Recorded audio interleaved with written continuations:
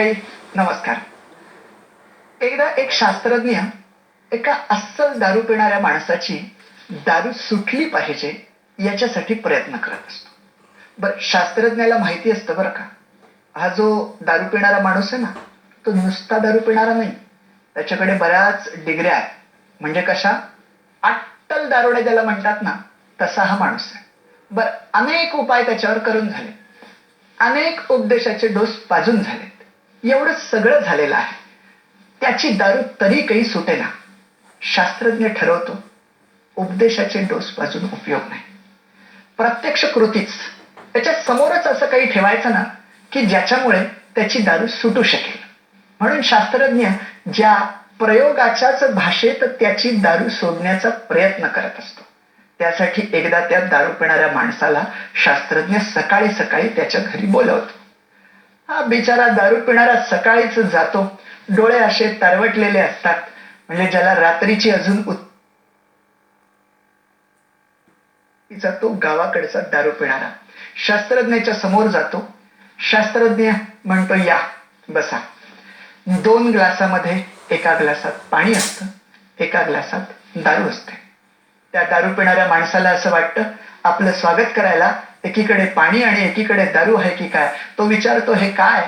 ऐका म्हणे, बघा हे किडे मी पाण्यामध्ये सोडतोय, काय वाटतंय?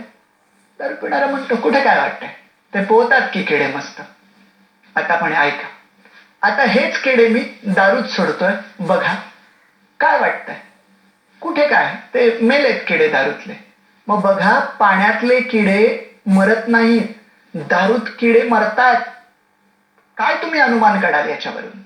शास्त्रज्ञाला वाटत असतं की दारू वाईट आहे, अशा पद्धतीचा मुद्दा आपण त्याला पटवून देतोय, आता याला हा पटणार आहे आणि म्हणून विचारतो की काय.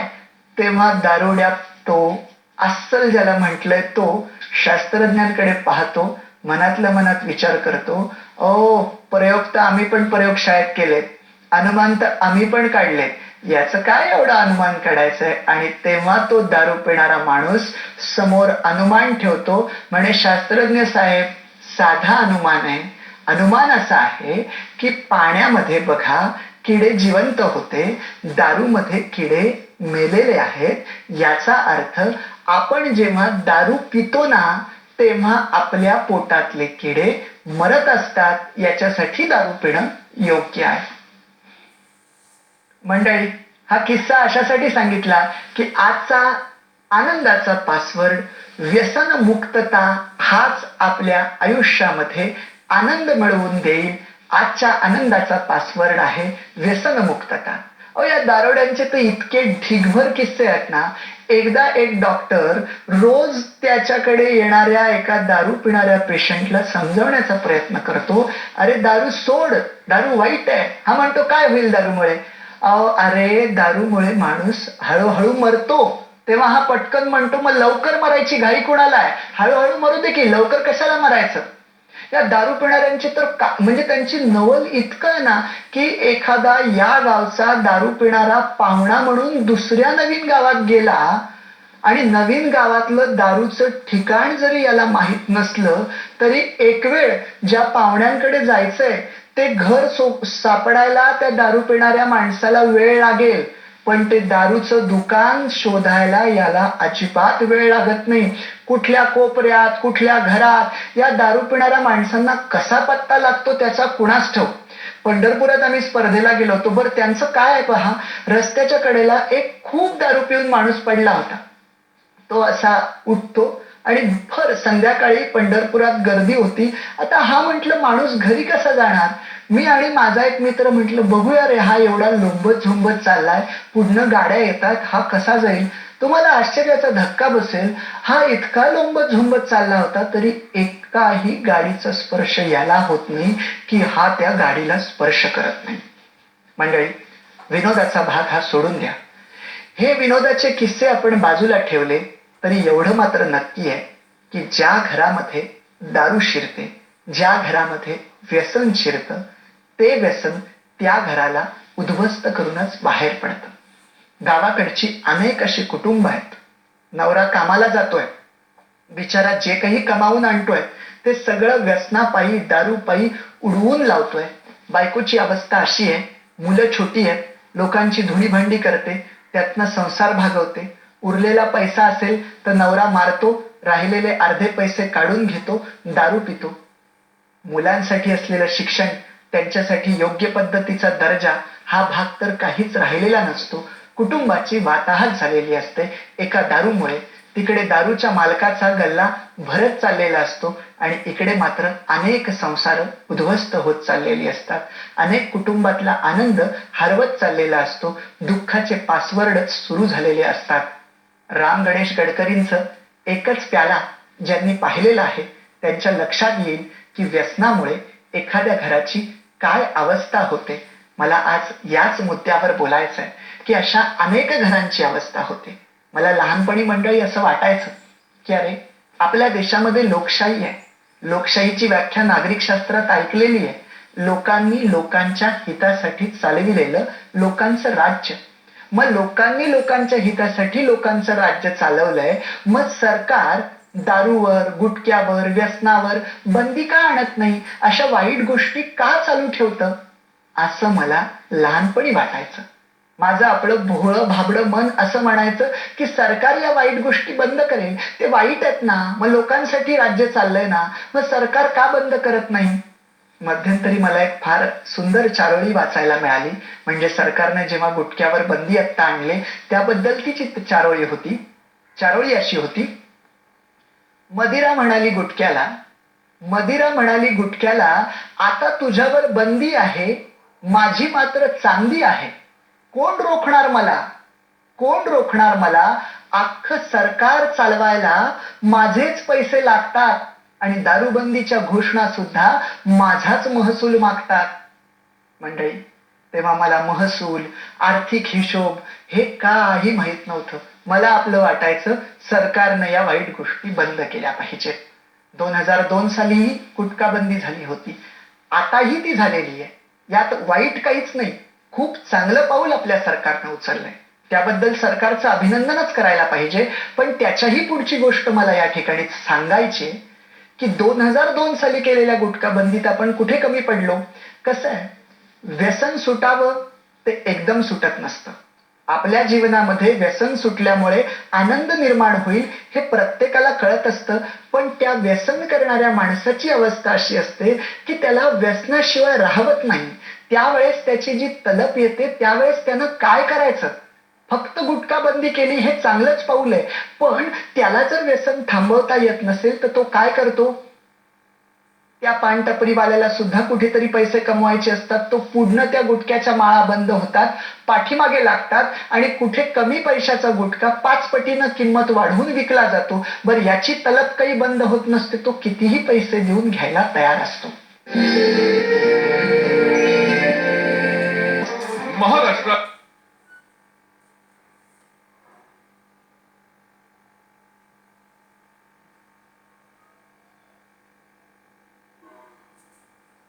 आयुर्वेदिक दंत मंचन, बोले तो 32 खुश. मला असं वाटतं सरकारनं जसं गुटखा बंदी केलं त्याच पद्धतीनं याच्याही पुढे जाऊन त्या लोकांच्या मानसिकतेचा विचार केला पाहिजे की ज्यांची दारू, ज्यांचं गुटखा खाणं, ज्यांचं व्यसन सोडवायचंय त्यांच्यासाठी समुपदेशनाचे केंद्र सुद्धा चालू केले पाहिजेत. आणि व्यसन सुटावं याच्यासाठी काही औषधोपचारही सुरू केले पाहिजेत. असं जर केलं तरच खऱ्या अर्थानं दारूबंदी असेल, गुटखा बंदी असेल, व्यसनापासूनची मुक्तता असेल, हे होऊ शकतं. आणि व्यसनमुक्तता झाली तरच आपल्या आयुष्यात आपल्यामध्ये आनंद निर्माण होईल. आपण इतरांना आनंद देऊ शकू. व्यसनी माणूस कुणाला ताप देण्याच्या पलीकडे दुसरं काहीच करू शकत नाही. अहो, तो स्वतःच्याच घरात आनंद देऊ शकत नाही तर इतरांच्या घरात काय आनंद देणार आहे. माझं म्हणणं आहे, सरकार करेल तेव्हा करेल. तुमच्याशी मला या विषयावर अशासाठी बोलायचंय की आपण प्रत्येक गोष्टीसाठी काय सरकारवर अवलंबून राहायचंय. सरकार बंदी आणेल, किती दिवस टिकेल, किती राहील, हा हिशोब वेगळा. पण माझं म्हणणं असं आहे की आपणच आपल्या मनावर बंदी का आणू नये. आपणच आपल्या मनाला व्यसन का घालू नये. गावाकडे व्यसन हा शब्द माहिती आहे. बैलांना वगैरे व्यसन घातली जाते, ते उधळू नयेत जास्त म्हणून. आपलं मन उधळणार आहे. त्या मनाला आपल्याला व्यसन घालायचं आहे. तुम्ही म्हणाल कसली व्यसन? चांगल्या विचाराची व्यसन.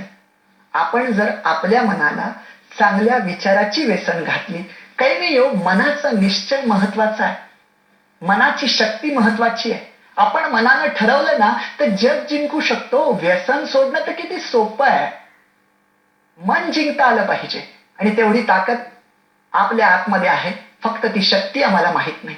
आपल्याला असं वाटत असतं की आपण व्यसनाचे गुलाम झालोय, व्यसनाला झुगारून देऊन त्याच्यावर मात करण्याची क्षमता आपल्यात आहे. आपलंच व्यसन सोडून हजारोंची व्यसन सोडण्याची ताकद सुद्धा आपल्यात आहे. फक्त आपण आपल्या मनाला विचारांची व्यसन घातली पाहिजे. आता हा कार्यक्रम जी जी माणसं पाहतायत आणि त्यातली जी जी माणसं व्यसनापासून मुक्त व्हावं असं ज्यांच्या ज्यांच्या मनाला वाटतंय त्यांना मी का सांगून ठेवतो. कसा विचार करायचा हे लक्षात ठेवा. एक पहिला तुम्ही तुमच्या मनाशी विचार करून बघा. मी सांगतो तो विचार प्रामाणिकपणे करा. तो विचार तुम्हाला व्यसनाला हात लावू देणार नाही हे मी विश्वासानं सांगतोय. विचार असा करा, लहान मुलं तुमच्या घरात आहेत ज्यांच्यावर तुमचं जीवापाड प्रेम आहे. त्यांच्यासाठी तुम्ही वाटेल ते करायला तयार असता. लहान मुलांनी आपल्या चांगलं शिकवावं म्हणून तुम्ही त्याला चांगल्या शाळेत घालता, डोनेशन भरता, वर्षाची न परवडणारी फी सुद्धा देता, त्याला चांगली पुस्तकं आणून देता. तुमचा मुलगा किंवा मुलगी मोठी व्हावं, चांगलं त्यानं संस्कारित व्हावं असं तुम्हाला वाटतं. तुम्ही स्वतःशी कधी विचार करून पाहिलात? मुलगा फक्त शाळेतच जाऊन संस्कारित होत नसतो.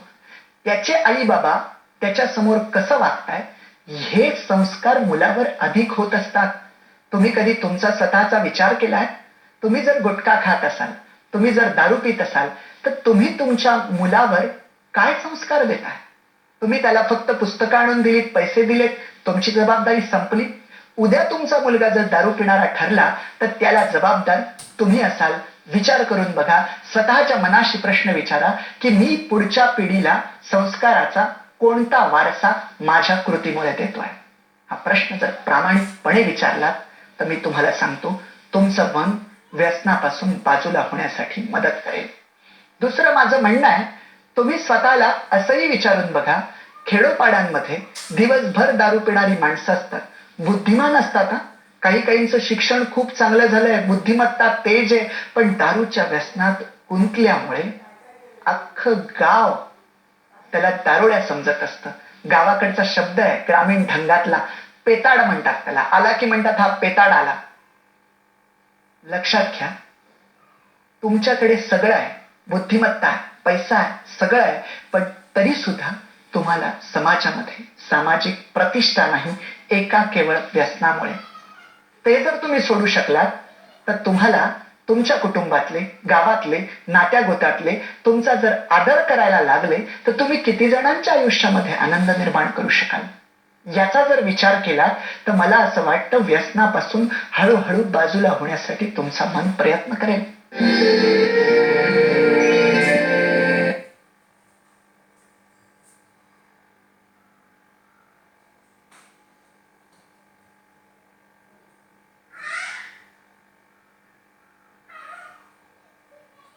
Family, healthy family.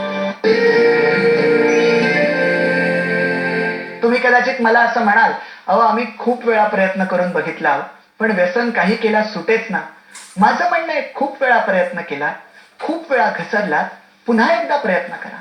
घसराल तेव्हा प्रयत्नाला सुरुवात करा. एक ना एक दिवस आपण यशस्वी होऊ शकतो.